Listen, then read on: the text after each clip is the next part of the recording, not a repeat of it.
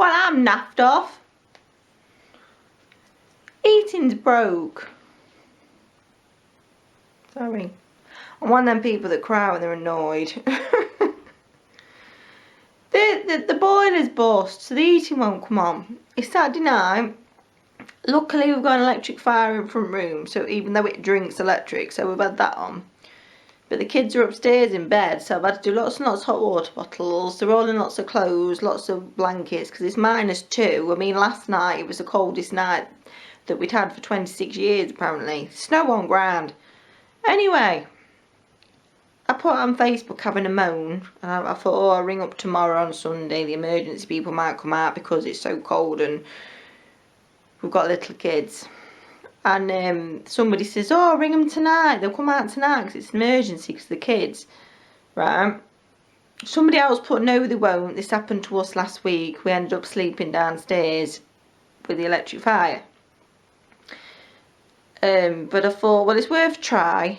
I haven't got a phone. Husband's at work. So I messaged him on Messenger through the tablet and I says, will you just ring up? He said he was on hold for 20 minutes while this woman asked her boss. And the boss has said, no, it's not essential. It's not essential. How's it not essential? And mind you, I can't tell how cold it is because since I had COVID, I'm always cold. I've got on 2 jumpers, my thick dressing gown I normally wear for camping because it's dead thick, and a scarf. So, I mean, tomorrow we'll just sit in front of electric fire all day and I'll have to put a stupid amount of money on the electric. Yeah, I says to husband, I says, did you tell him we've got little kids and one's free? And he was like, yeah, I told them they won't come out. They reckon it's essential. I bet they'd reckon it was essential if it was their ass.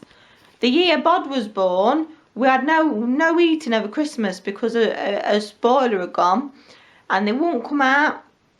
We ended up going to local counsellor. He rung up and they come out straight away. So, but a friend said that I can maybe nip round tomorrow and get her electric heater to put upstairs. So, might have to do that. Oh, sorry for how I'm filming this, but what else do you do at 11:05 at night when you're pregnant and freezing and annoyed? You film a collab. Oh, take my mind off it. So this is a conversation with myself, past, present and future. I keep looking down at the questions.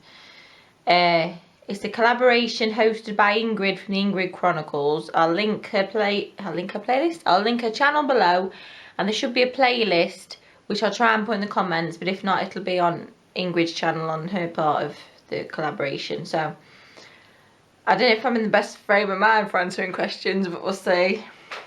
Right. Question 1. Knowing what you know now about homeschool and motherhood, and if you could go back in time, what advice would you give to your past self? Well, I tell myself about homeschool, I tell myself to just do it, because I did not faff for ages. You know,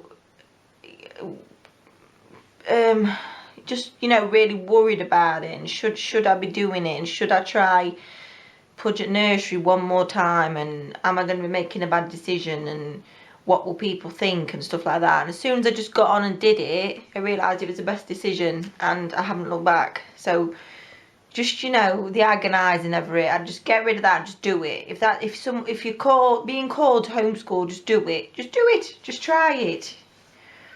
You might be surprised. So question 2.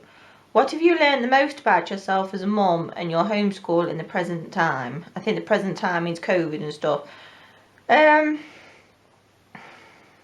learned that I'm a lot more self-reliant than I thought I was, and I used to really worry, well, not worry about socialisation, but my kids used to do something pretty much every day, and it was almost like a badge of honour, as look how much socialising my children are doing, when people was going, oh, what about socialisation if you homeschool? And they do miss seeing people, but lockdown's not been the detrimental thing that I thought it would be. You know, they're not suddenly forgotten how to talk to people. They're not suddenly completely unsocialised and feral. Apart from Body, slightly feral. But he always has been. And the other thing is, I've learned that it's just reiterated to me that homeschool was the right thing, because with all this going on, if we wasn't homeschooling already, we would be now.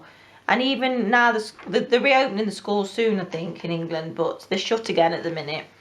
And even the people whose kids are at home because the schools are short, the way some of the schools are handling distance learning and the amount of work they expect them to do and the pressures on the parents, even that makes me think, stuff that. I'm so glad we're homeschooling and we're already in the swing of things and we're already doing things our own way. Question 3. What is the hardest thing to overcome in motherhood? The guilt. There's always something to feel guilty about. Something that, you're not constantly Mary Poppins and you feel bad about it. The worry as well, from the second you get pregnant till probably the day I die, I will be worrying about my kids. Not just in regards to am I a good enough mum, but in regards to, the choices they're going to make. Are they going to be healthy? Are they going to be happy? Are they going to go down the right paths? Things like that. It's worry. Worry is the hardest part of motherhood. Yep. Question 4. On days you just want to give up, what drives you to keep pushing forward? When, I think Pudge was 2 or 3, my oldest, who's 10, when he was 2 or 3, possibly 3, he was a runner, he used to like running off. And we was in Iceland, which if you're not in England is a supermarket. We was in Iceland shopping for food, and he was running around all over the place, pulling things off the shelves, going crazy. And I was getting quite stressed. And Bean I'd have been pregnant with Bean, my second child, or Bean would have been a little baby, so it was even more stressful. And this woman was looking at us, and I was convinced she was judging us. And I ended up saying to Gabriel, behave, this woman thinks you're a right naughty little child. And this woman, I'm going to cry. This woman looked at me, I always remember it. She looked at me and she said, I'm going to cry, you don't know what I'm thinking. I had a kid the same age as yours who died of meningitis.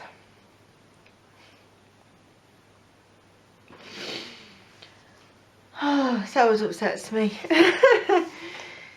And also once I was in a charity shop, can't remember, and this woman says, I think I had 3 kids then, but she was like, are they all yours? And I was like, oh, here we go, expecting it to be all negative, like people normally are when you dare to have more than one child.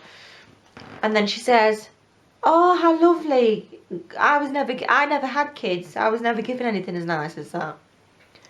So even on really bad days, just remember how blessed you are to have kids, and kids that are alive and healthy. So I'm hormonal.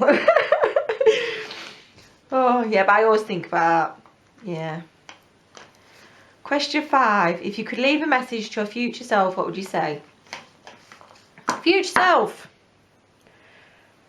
You know what you want out of life, or with the exception of secondary school and when you was going through fertility tests and worried you couldn't have a baby.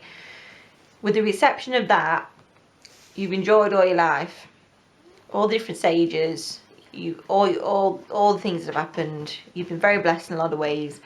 And future self, if you're not happy, why aren't you happy? Do something about it. And if you are happy, just take a moment and think, yeah, I've been quite lucky. Yeah, thank you for that. Yeah.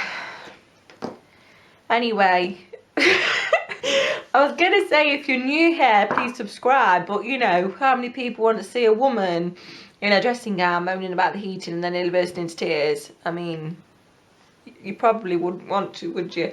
But thank you for watching anyway.